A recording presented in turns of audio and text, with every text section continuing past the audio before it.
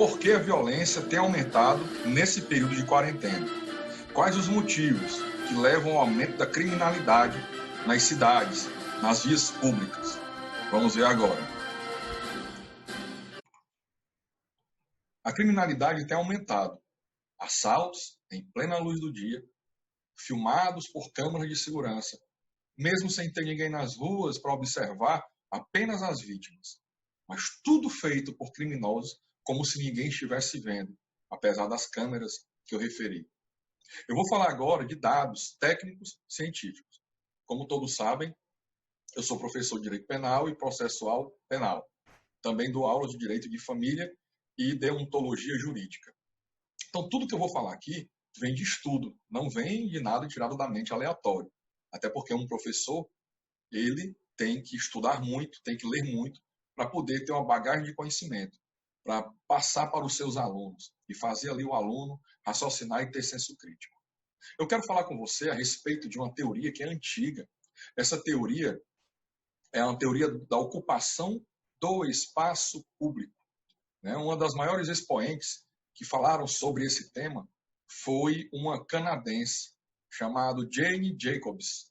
Essa mulher, que viveu de 1916 a 2006, ela escreveu muito sobre ocupação de espaço urbanístico, criminalidade. A sua obra mais conhecida é Morte e Vida de Grandes Cidades, na qual ela critica duramente as práticas de renovação do espaço público da década de 1950.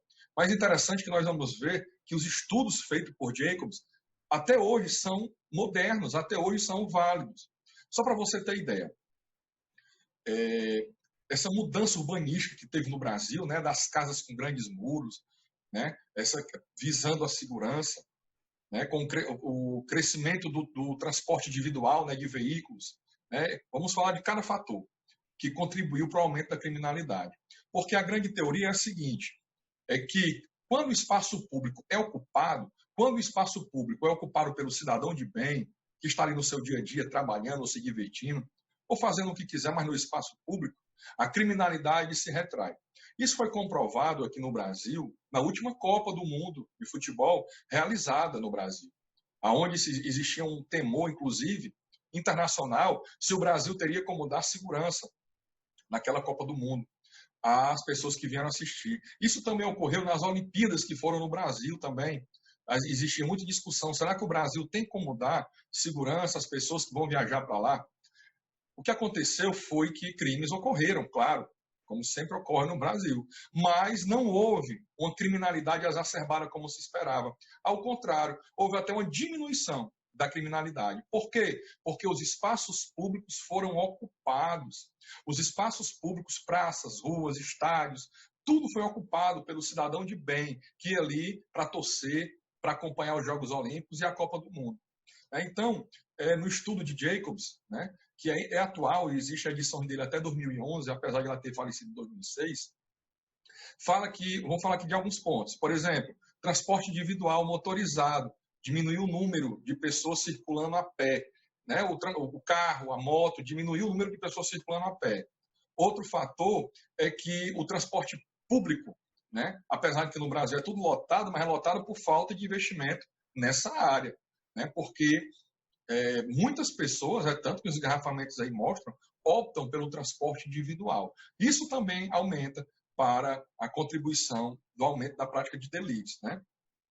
A questão das casas, a questão da construção de casas com muros, o que acontece? A teoria de Jacobs é que as cidades que têm casas sem muros, e aí você vê muito isso nos Estados Unidos e no Canadá. No Canadá, nos Estados Unidos, quando eu estive lá, eu vi muito isso.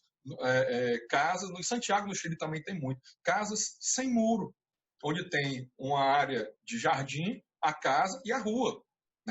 Essas casas com muros, que não é o nosso costume aqui no Brasil, que traz essa sensação de segurança, na verdade, um estudo feito por um coronel da Polícia Militar do Paraná, mostrou que não é bem assim o resultado que se espera.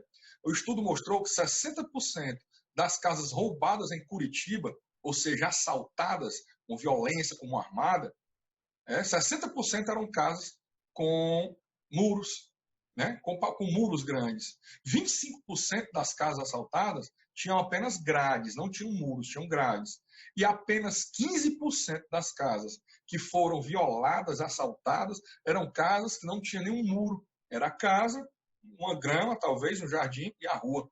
Veja como é bem menor o percentual de assaltos em casas que não têm muros, não são fortificadas com muros. E esse mesmo coronel, né, o coronel Robertson, Bundaruk, é o nome do coronel que fez o estudo, que entrevistou presos. Ele entrevistou presos do sistema carcerário. E os detentes que praticaram esse tipo de crime disseram o seguinte: 71% deles preferiam assaltar casas com muros de até 2 metros de altura. E 54% disseram que os muros ajudam a ocultar a ação praticada no assalto. Então, criado supostamente para aumentar a segurança, essa segregação, ela gera, né, gerada por essa arquitetura de estilo de presídio para as residências, acaba causando ainda mais insegurança. Né? Isso é estudo, né? São pesquisas. Quais são os fatores que o uso, a ocupação do espaço público diminui a violência? Relativo a essa construção urbanística das casas sem muros, né? Das casas sem as grades. Ah, mas tem as câmeras. As câmeras não trazem sensação de segurança.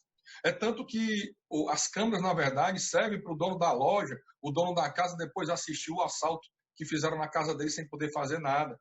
O que diminui, né, essa teoria da ocupação do espaço público, que já foi bastante comprovada, o que diminui, né, realmente a criminalidade é o ser humano ocupando o espaço público. E aí alguns fatores quais são? Moradores que olham para a rua de dentro de suas casas, de dentro de suas residências. Ou seja, a vigilância do morador, os olhos do morador que está na sua residência, não tem muro e está olhando para a rua. Fluxo permanente de pedestres pelas calçadas. Né? Bairros que tenham movimento de dia e de noite. Como é que tem isso? Bairros que não são unicamente residenciais e que não são unicamente comerciais. Bairros que têm residências e comércios. E aí o fluxo de pessoas nas ruas, ele é constante.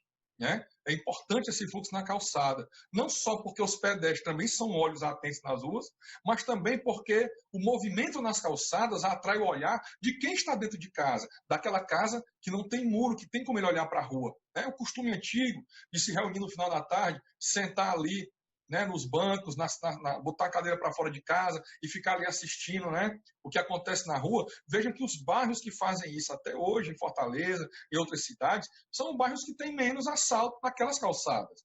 Né? Comprovando aqui a teoria de Jacobs, que remonta de 1961. O que Jacobs alertou? Que se continuassem dessa forma, construindo cidades fortificadas, diminuindo o fluxo de pessoas nas ruas, as pessoas com medo da violência se retraindo dentro de casa, iriam ter algumas consequências no futuro que seriam as soluções que iriam encontrar. Olha, vejam o que ela disse. Ela disse que a primeira maneira seria deixar o perigo reinar absoluto e deixar que os infelizes que defrontarem com a violência sofram suas consequências. Né? Essa aí foi a primeira previsão que ela disse que ocorreria a realidade. Né? As pessoas na rua estão soltas quando não tem esse fluxo, né? Quando não tem a população de bem ocupando as ruas, né? Não tantas pessoas nas ruas, policiamento fraco, policiamento ostensivo fraco. O que acontece? As pessoas ficam largadas ao seu bel prazer, como acontece em Fortaleza. Outra seria refugiar-se dentro de veículos. Ela fez até uma referência que é um recurso utilizado nas grandes reservas de animais na África, onde as pessoas vão para aqueles safaris, onde ficam dentro de veículos, para apreciar leão, apreciar elefante, apreciar tigre, e não podem sair dentro do carro, senão são atacados. Isso acontece hoje no Brasil, os carros blindados, né? As pessoas refugiadas dentro de veículos, com medo de descer, porque se descer do carro blindado, é assaltado. Essa prática foi usada muito em Los Angeles, já naquela época que a violência lá era grande. Né? A terceira maneira criada por bandos e arruaceiros, que ela chamava essa linguagem, né, na década de 60, bandos de arruaceiros. Né? Na verdade, as facções criminosas no Brasil hoje, né? Abertamente adotada pelos criadores da cidade urbanizada. A modalidade consiste em cultivar a instituição do território. Segundo a modalidade tradicional do território, uma gangue, que ela chamava de gangue naquela época, apropria-se de certas ruas e conjuntos habitacionais ou parques, Os integrantes de outras gangues não podem entrar nesse território sem a permissão de seus proprietários. E se o fizerem, correm o risco de ser espancados ou enxotados. Aqui é a linguagem dos anos 60.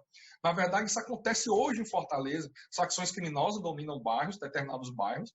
Se outras facções entrarem ali, não são enxotadas, não, são mortos, esquartejados, torturados, né? E aí ela manda considerar também os projetos de reurbanização das cidades, de residências, de renda média e alta, que ocupam grande extensão de solo urbano. Os condomínios, né? Os condomínios. E a prática também demarcar o território e deixar do lado de fora das cercas as outras gangues, né? Então ela chama aqui até o condomínio de a gangue do condomínio, né? Ali as pessoas se trancam no condomínio, aí nós temos aqui em Fortaleza, aqui no Ceará, grandes condomínios com segurança e tudo, onde tem-se uma sensação de segurança ali dentro, e realmente até uma certa segurança dentro desses condomínios, aonde só é permitido circular os moradores que são conhecidos e cadastrados. Mas se você sai na porta, você está sujeito. Como está sujeito também a uma invasão, como já aconteceu em vários condomínios.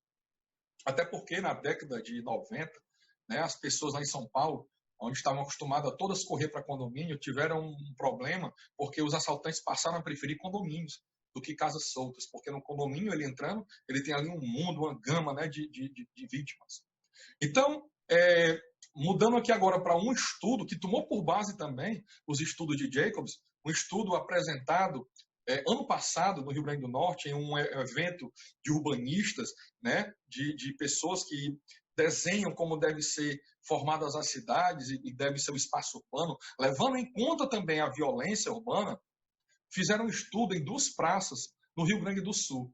2 praças que ficam uma de frente para a outra, separadas apenas por uma avenida, sendo que são praças urbanisticamente muito diferentes. Uma tem não tem quase nenhum acesso, porque existe uma Santa Casa atrás dela, que veda toda a parte de trás, e realmente não tem acesso de pedestre para essa praça. Tem 2 acessos de pedestre. A outra praça, do outro lado da rua, é uma praça com amplo acesso de pedestre, com pequenos comércios como churrasquinho, hot dog, nessa praça, que tem um fluxo de pessoas andando naquela praça. Também muito acesso por trás, pela frente e pelas laterais, onde as pessoas podem circular. São as praças Argentina, que é essa praça com menos fluxo de pedestre, e a Praça Raul Pila, que é uma praça que tem bastante fluxo de pedestre. Veja aí a imagem dessas praças, né? A Praça Argentina tem atrás dela a Santa Casa, tá? Ela tem aqui, deixa eu mostrar aqui para você a imagem, né? Dessas praças, tá? A imagem dessas praças para você entender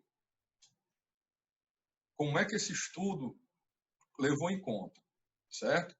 Então, nós temos aqui, vou colocar para você ver aqui, tá?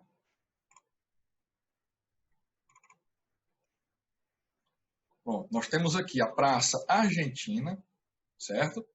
Praça Argentina e a Praça Raul Pila. Essa Praça Argentina, ela tem a Santa Casa atrás dela toda, veja a extensão, certo?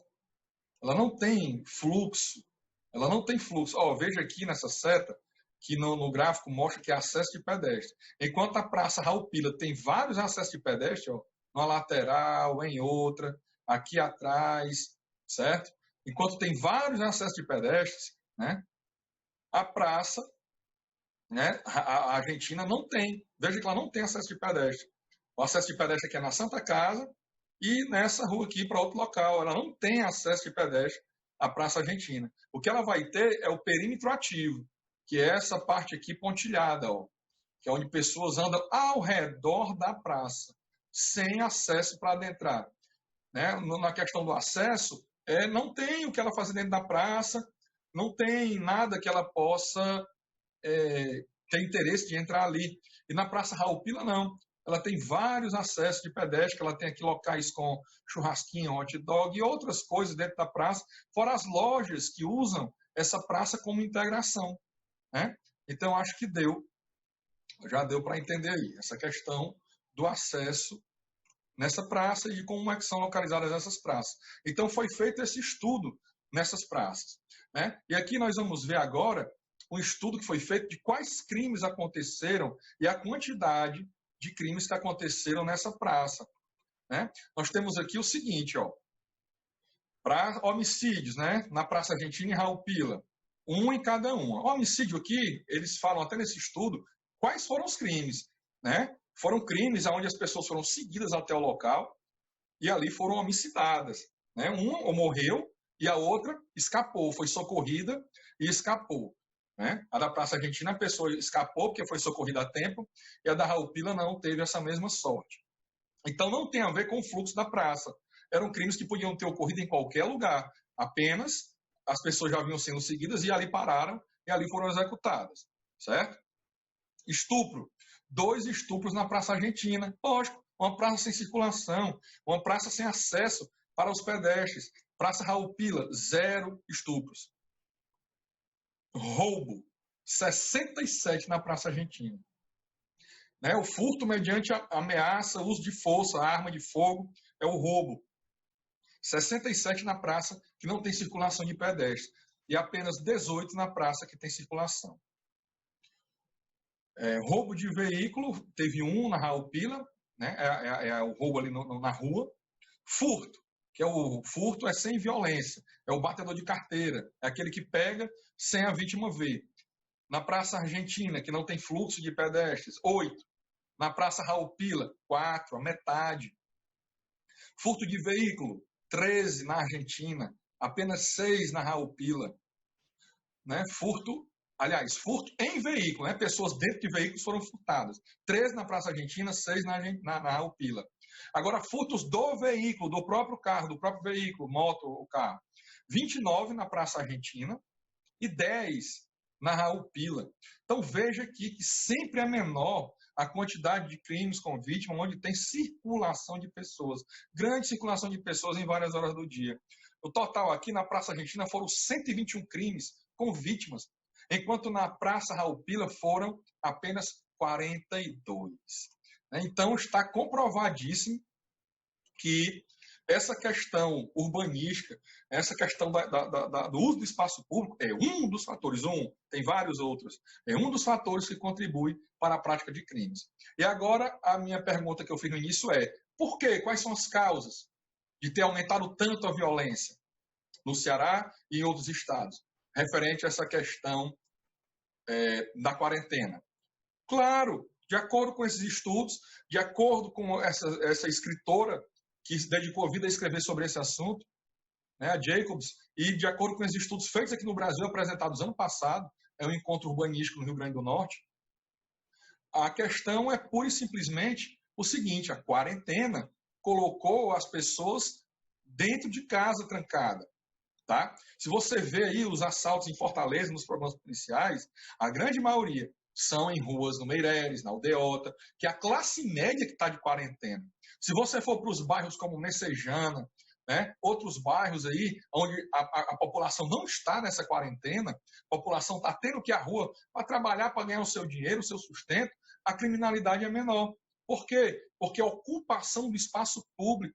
Então, além da quebradeira imposta por esses decretos dos governadores, que já mostraram que de nada impedem a contaminação do coronavírus, né? Porque na Europa foi feito e não resolveu nada, estrangulou o sistema, estrangulou tudo. O dinheiro que eram para ter investido em saúde, em hospitais, e não investiram, e agora continuam sem investir porque estão comprando coisas que valeria 1 e estão comprando por 3, 4 vezes o valor, continua sendo a causa que pode vir a matar pessoas de coronavírus pela falta de investimento. Você vê que em Fortaleza estão falando que o sistema está quase estrangulado. E nós não temos o hospital de campanha funcionando, mas nós temos o hospital pronto-socorro do acidentado fechado, né, que poderia estar recebendo 200 pessoas. Inclusive, poderiam até transformar cada leito daquele em UTI e transformar em 200 leitos de UTI com respirador. Então, o que acontece é o seguinte, a quarentena está aumentando a violência. E o pior, se continuar desta forma, isso aqui é estudo, tá? Não é só minha opinião, não. Eu acabei de mostrar dados para vocês. Se continuar dessa forma, nós vamos passar para uma outra fase, que é a fase dos saques, a fase das invasões, né? O Ministério da Justiça já prevê isso, já tinha determinado a Força Nacional em alguns lugares, porque o cidadão vai entrar no modo sobrevivência, né? A pessoa sem comida em casa, vendo os filhos com fome, vendo a esposa com fome, o que fazer, né? Eles vão ligar o modo sobrevivência e vai ser um caos. E aí fica aqui essa explicação sobre o aumento da violência durante a quarentena. Espero que tenha podido elucidar para vocês por que está aumentando essa violência e por que pode vir a aumentar ainda mais. Não vou fazer aqui mais nenhuma consideração, eu trouxe apenas o estudo e as minhas considerações sobre o porquê de tudo que está acontecendo, né? Então, vamos zelar pelos nossos direitos e garantias individuais. A Constituição ainda está, acima de todos, em um Estado democrático de direito.